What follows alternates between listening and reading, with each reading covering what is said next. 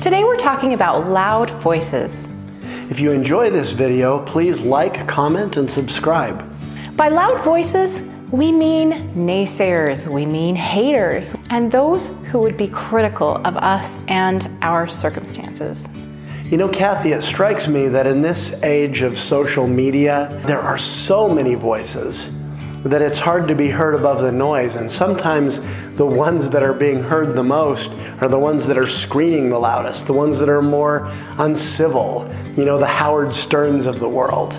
Well, and what's funny is that's why people want to get off social media, because they think it's all horrible.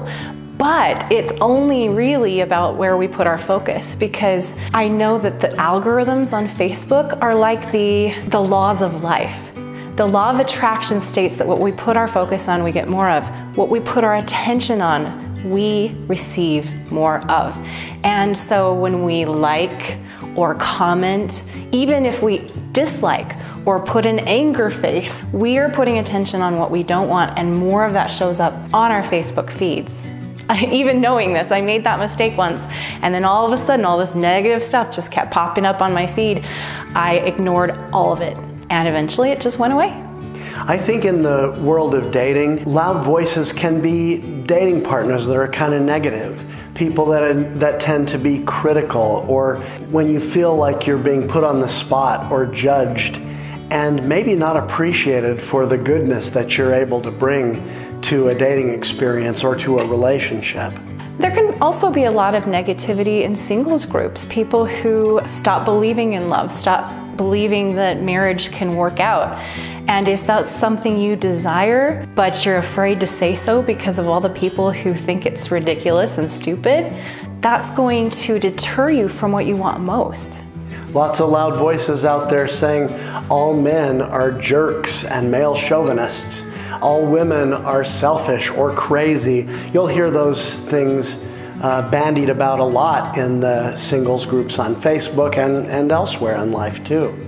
And for that reason, we actually created 2 podcasts, one for women and one for men, so that we could learn how to appreciate and understand each other better. Because do we really want to go around our lives believing or thinking that and feeling that half of the population on this planet are no good?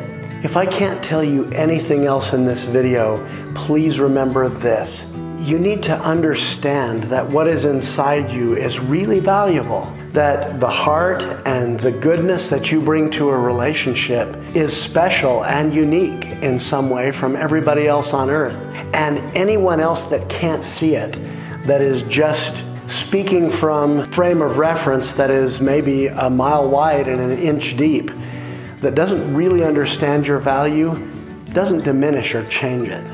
Life offers us a plethora of loud voices that can keep us from our own divine guidance and inspiration. And we want to encourage you to stay true to your divine inspiration. Stay true to your own desires, and don't let anybody tell you what your value is or what you are able to accomplish in this life. Because if you know you're doing the right thing and somebody just happens to not like it because of their stuff, it doesn't have to affect you. Because wouldn't it be a shame if something you were about to do could positively impact a lot of people for good and you didn't do it? Those loud voices are not worth it.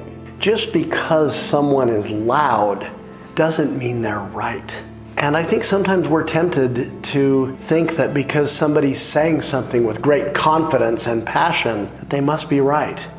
And we let that move us off of our core convictions about what we believe, about who we are, about what we have to offer. And we think if we're speaking in a more moderated tone that maybe we're not as confident, maybe we don't believe what we believe as much as we really do. But if I have deeply held convictions, why should I allow someone with loud voices to shout me down and tell me that I'm wrong? And what's really interesting about this concept is that it was shared in a talk by Brad Wilcox that was greatly criticized, widely criticized by a lot of people for a lot of reasons. I just wanted to see what all the hype was about. And all I walked away with from hearing it wasn't all the negativity that was being talked about, but a golden nugget that I needed to hear. Why should I question my own divine inspiration and stop doing good things because someone's upset about it? Especially if they don't even understand what we're doing or what I'm doing. I'm so glad that Brad Wilcox decided not to let that shut his voice down, because literally like a week later, after I had this golden nugget come to me, he was the keynote speaker at Life After Divorce conference at BYU. When we met him after he gave this beautiful talk at that conference, he said, yeah, isn't it ironic that I was so criticized for a talk of staying true to your divine inspiration, even if there's loud voices to the contrary. Sometimes loud voices can get in the way of something we're meant to learn from a particular book, podcast, talk, anything else we're involved in. But if we are wise and look for the golden nuggets, I think we'll always find them. You know, we work diligently to provide good materials through podcasts, through videos, through written articles. Even though not everything we say at all times will resonate with all people, we do hope that every single one of them will provide some kind of golden nugget to elevate the lives of our listeners. You know, Cathy, it strikes me that there are moments in our spiritual history, for example, when God spoke to Moses out of a burning bush, or guided the children of Israel through the wilderness at night with a pillar of fire. And yet there are more commonly those times when, like God said in 1 Kings, he was not in the whirlwind, he was not in the earthquake, but he spoke through a still, small voice. So I think it's really important to remember that sometimes the voice of God isn't a loud voice. Sometimes the voice of God is a quiet, peaceful voice. All we have to do is be still and intentional about listening.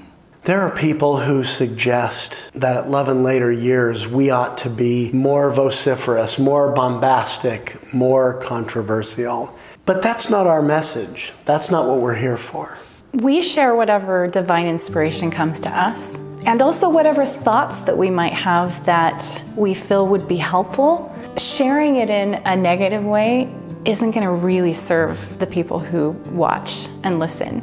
I know I've taken years of my life to form the thoughts that are naturally negative into more productive thoughts that serve me better.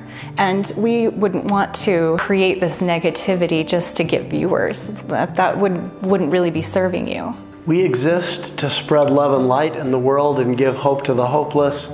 If we have to be loud and bombastic to do that, it's not worth it. We just really appreciate everyone that has been watching, everybody that comes and joins our Love in Later Years group on Facebook.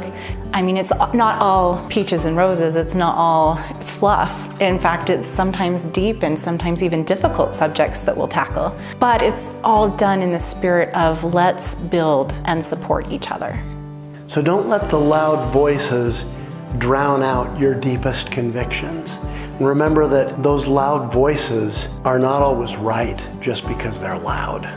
If you've had experience with loud voices in your life, or even shutting down those loud voices and doing what you know is right and good for you and for all of humanity, we would love to hear from you. Please comment and let us know your thoughts. Remember, any time is a great time for more love in your life. Thank you for listening.